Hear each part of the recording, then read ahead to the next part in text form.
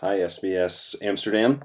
My name is Christer Burgess. I'm good friends with Erica Gustafson, and uh, she had asked me to help with giving some teaching tips. I've been involved with the SBS off and on since about 2013 when I did my SBS in Taiwan. Currently lead the SBS in Kona in the April quarter and have helped to pioneer the SBS in Cambridge. And currently, where I'm at right now, just south of you guys in Lausanne, Switzerland, helping them to launch their SBS, which starts just about in a week. So I wanted to record a video to send to you guys with some helpful tips for preparing teachings so that it might aid you a little bit. Now, I'd love to do a Skype or a follow-up or anything like that to be able to really serve you guys.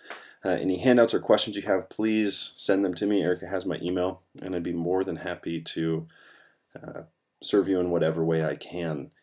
Teaching is one thing that I extremely value.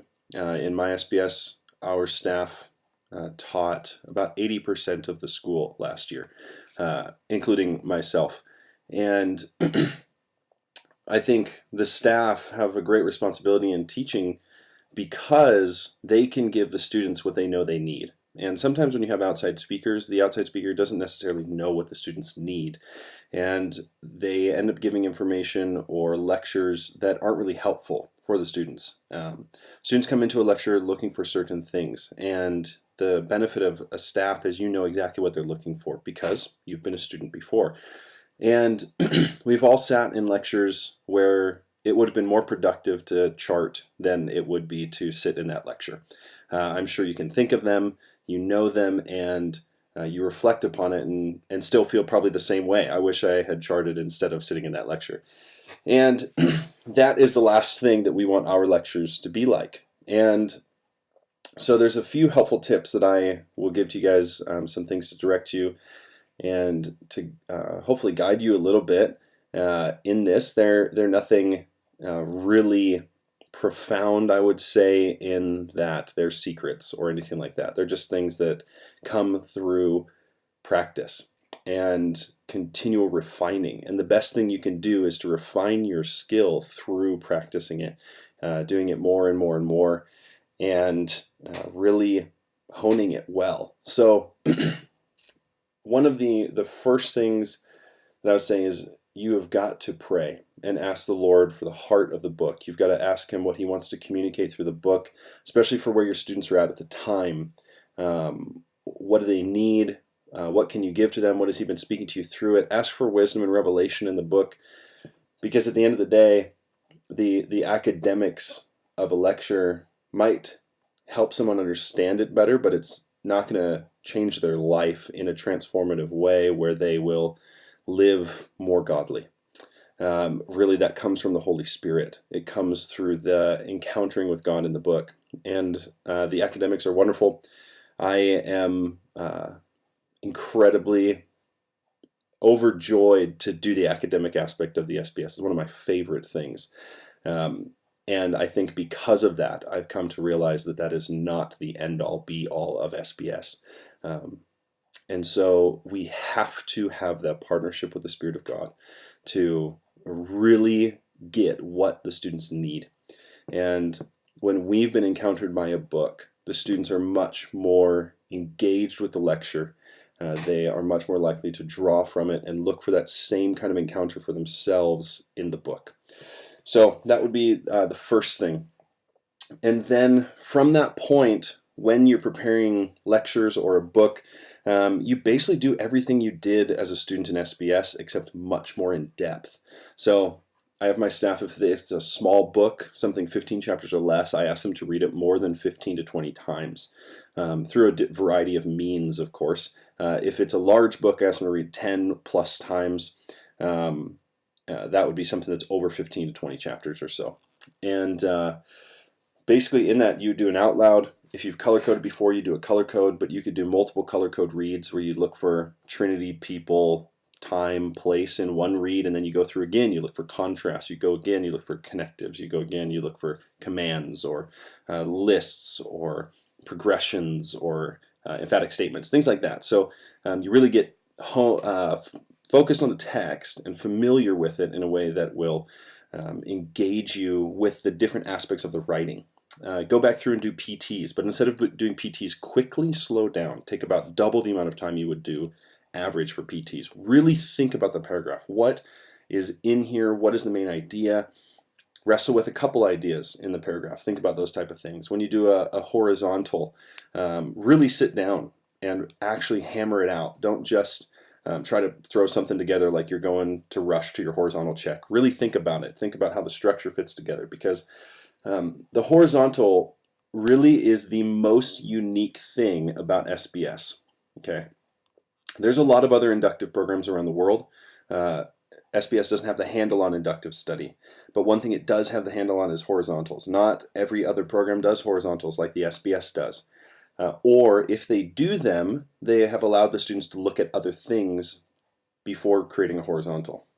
Whereas the SBS is quite inductive, and usually students are supposed to create their horizontal before they've ever had a first lecture on the book, which makes it the most inductive thing that students do in the SBS. So I could go on all day about the horizontal, but take some time, really create a good horizontal. And then when you do BRI, access multiple sources. Don't just go to one dictionary, go to 3, 4, 5. Don't just look up the book itself, look up the city, look up the characters in the book, look up some topics that take place in the book in a dictionary. One of the most helpful things I have found is to read commentary introductions. So rarely do I read a commentary all the way through, but usually I'll try to find a commentary on a book and I'll read the introduction, which depending on the commentary or the series could be anywhere from 10 to 30, 50, sometimes even 100 pages. And basically that's going to give you the most detailed look at the authorship, the dating, the historical background, helpful information in the book itself. So that would be one suggestion. One thing that I would say with that is in lectures and in SBS we've tended to move towards a speculative perspective on readers and original context, where we kind of speculate on how they would feel or what they would think or what they're going through when we don't know for sure. Really try to refrain from teaching your students things that you can't prove. Things that are just your own opinion or speculation. And if they are, you need to make sure that they know that, because students think that you have studied enough to come to these conclusions based off of empirical evidence. But when we're starting to say things like, oh, the people in exile would have felt like ... you don't know that for sure. You can't say that as a verified fact, because we don't know. You can only say they might have, they could have. This is a potential of what they would have felt like. So make sure you use precise language. Sometimes we can feel like language can be flippant, but precise language is very important when teaching students information, especially at the level that SBS operates at. So really be cautious with that kind of stuff. That's something I've stressed incredibly to my staff.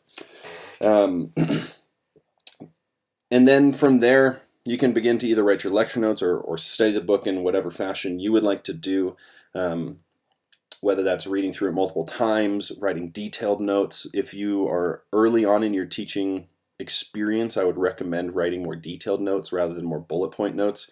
That will benefit you way more than bullet point notes. Bullet point notes tend to be more beneficial to someone who's very familiar with the content they're teaching. So that would be my suggestion, be more detailed. And then once you've begun to write those notes, taking from the dictionary, taking from the commentary, taking from your own study, the notes you have made, compiling it into a lecture, you want to think how you're going to illustrate the lecture. Illustrations are very important for helping students remember what the content of the book is. For example, 7 years ago, Acts lecture in my SBS, I don't remember much of what the teacher said, but the illustration is that stuck with me, and I have remembered it to this day, and it's something that I've reflected on many times. I can think about 10 to 15 illustrations from my SBS. I don't often remember the lectures very well, but the illustrations that connected the point the teacher was trying to make have always stuck with me. That illustration can be a skit, it can be physical, it can be something like a picture, it can be something, an object. Bring it in and do something with it, tell a story. The more tangible that an illustration is, the more memorable it will be. So, in 2 Corinthians, this last school, the 2 Corinthians, when Paul says we are like jars of clay, right? We have this valuable thing, the gospel inside of us to share with others, the light of Christ. But we're just jars of clay. We're something that's weak and brittle. It's going to pass away. If it's dropped, it's cracked or shattered. And so we don't have jars of clay these days. You don't go down to the market and see someone making all sorts of clay jars for wine or grain or whatever it is. But we do have Ziploc bags. And Ziploc bags are like the same thing. You use it once and you throw it away. Or you use it once, wash it out a couple times, then you chuck it after a few uses, whatever. And really, that is a great comparison. Perfect illustration. I'll never forget that because that is something I use every single day. So take some time, think about illustrations. I would recommend spending quality time to think about how you illustrate a lecture because that will connect the students so much deeper with it. In a classroom setting, don't just stand up and give a bunch of information. If a student is paid to have a classroom environment, not just good lectures. If they wanted to have good lectures, they could just listen online. And honestly, I'll be 100% honest, even includes my teaching. Our teaching is not as good as a PhD level lecture on some of these books. Now, we may give different information, but we don't have the same capacity in some respects. So you could go and you could listen to a lecture that is going to be more full of information that will help you understand the book better from somebody else. Now, in the SBS, I'm not to downgrade us at all because I think we do some of the best work in the world when it comes to actually knowing the content of the Bible. But when it comes to lectures, do things that are going to benefit the group. Discussions, questions, activities, things that will function well in a classroom environment that will benefit students in that setting. And then finally, I will say, do not forget the application. Don't just have one final application at the end of your teaching where it just culminates and climaxes in this application.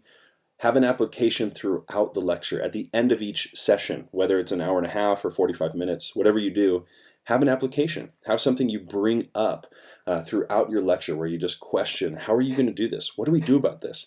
How does this affect our lives? And share from your own personal stories. So those would be some of the things that I would say. I have a ton more I could talk about, but I just jammed that stuff in as short a time as possible. And I'm 3 minutes over what I expected I would do anyways. So if you have any questions or would like to know more, just please feel free to email me. We can Skype or talk or whatever, converse over email. Yeah, so hope you all are enjoying SBS and have a great start to your second quarter. Bye-bye.